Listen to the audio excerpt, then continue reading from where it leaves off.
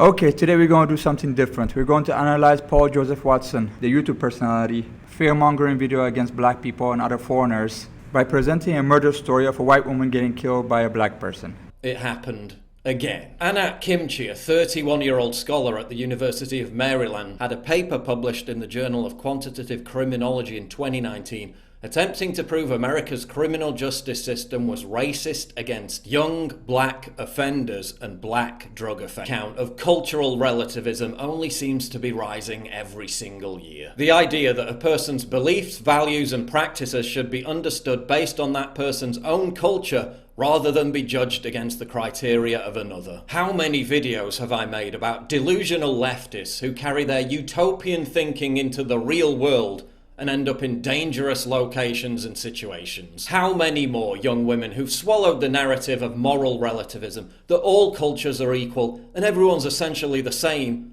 are going to end up dead? How many more of these tragedies do we have to witness before people begin to grasp that the world is a dangerous place and that some places are more dangerous than others? Let's do 6 previous examples, and this is merely scratching the surface. Amanda Kajira, a liberal activist who said she was, quote, committed to preserving the dignity of black men in a world which constantly stereotypes them as violent savages. She travelled on her own to Haiti to raise awareness about violence against women. She ended up being held captive and repeatedly raped by a black man. After the incident, she said that the real blame for what happened lies with the white patriarchy, the left-wing vegan couple who wrote blogs about how evil was a make-believe concept spread by bigoted, ignorant people who just refused to understand other cultures. They went cycling in dangerous, sketchy areas throughout the world. They ended up being run off the road in Tajikistan and slaughtered by ISIS terrorists. The 2 female Scandinavian tourists who were anti-Islamophobia activists and posted on their Facebook page, quote,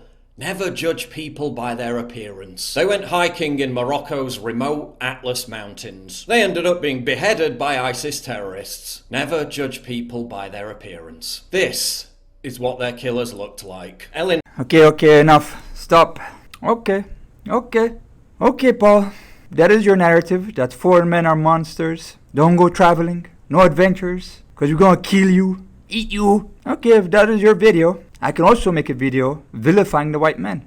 So, taking your own narrative, let's go. Well, taking from Paul's own narrative, how many more white women are going to get killed by white men?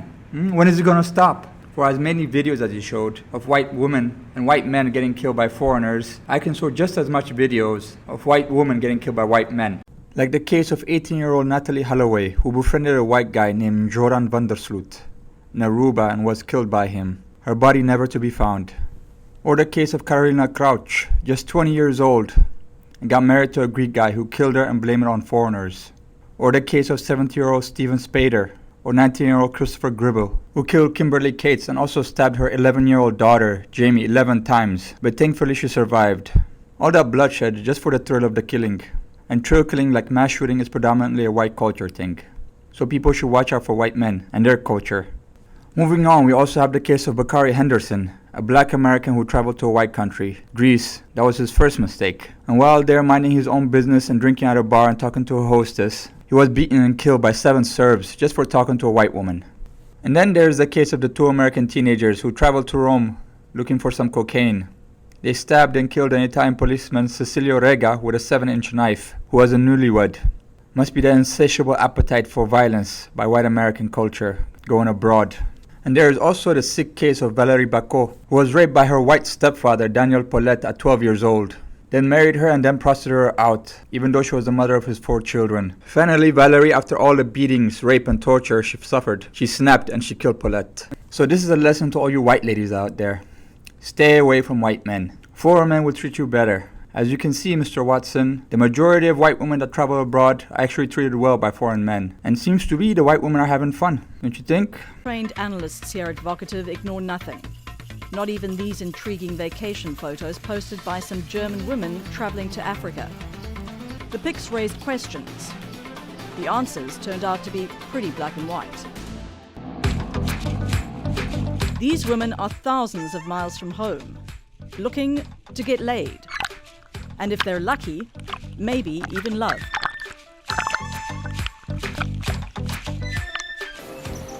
In many ways, the Maasai and Samburu warriors, known collectively as the Moran, still live like their tribes have for centuries. But these days, they're hunting very different game. White women from all over the world who travel here in search of the Moran's legendary lovemaking powers, their sexual prowess.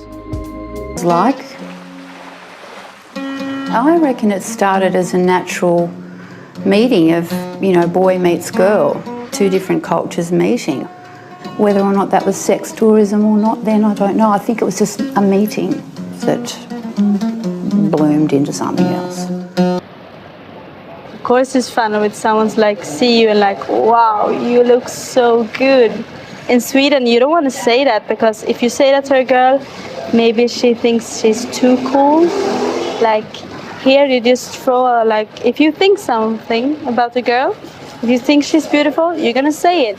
There's nothing to be ashamed of. So, men like us from developed countries have forgotten,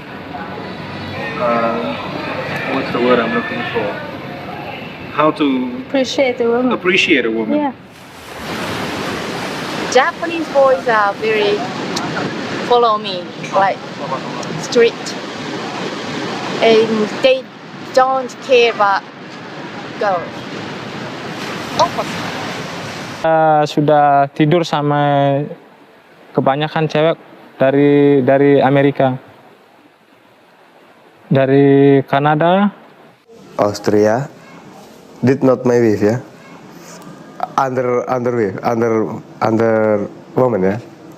Then I got Holland, dari Spanyol, orang Jepang, Brazil, Australia juga, Italiano, New Zealand, Norway, Prancis, Sweden. Jerman, Swiss, ya.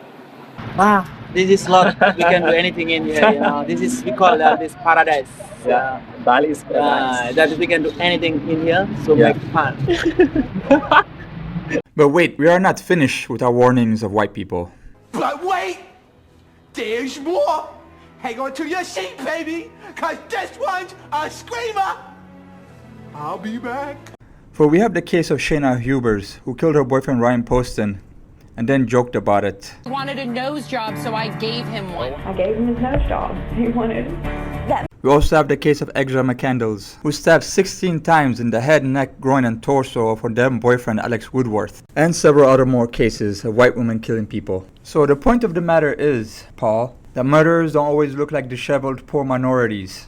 They can look like this, and even look like this and hold a diplomatic position, and can even look cute and attractive. So please, parents, tell your children, watch out for white people, and especially white men. Actually, scratch that. Tell them to watch out for everybody. And don't travel abroad.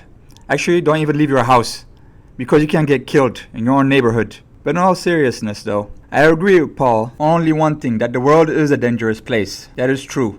However, that does not mean you should not live your life to the fullest and not travel and have adventures. Because death and murder can happen anywhere, and by anyone. Heck, from the cases we've seen here, it can even be your significant other. But that doesn't mean you should not fall in love, in the off chance we might get hurt by the people we love. But Paul Joseph Watson here thinks so, for he even made a video saying fuck love.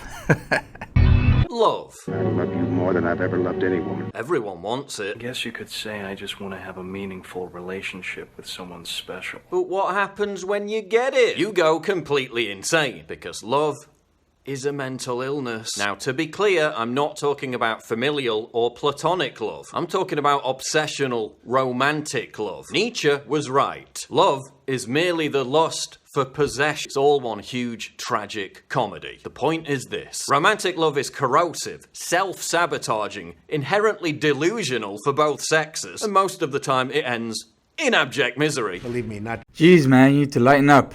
Basically, don't listen to Paul. He is fearmonger and cynic, who is prone to hysteria. Yes, one should not be naive like a child when traveling. You have to understand the differences of cultures, people, economics, and other variables, and then travel. I mean, fuck, there are plenty of YouTube traveling channels where people do their research and travel to dangerous places. Like Drew Brinsky traveling to Syria, Indigo Traveler going to the favelas of Brazil, and Bald and Bankrupt going close to the war zone in Ukraine.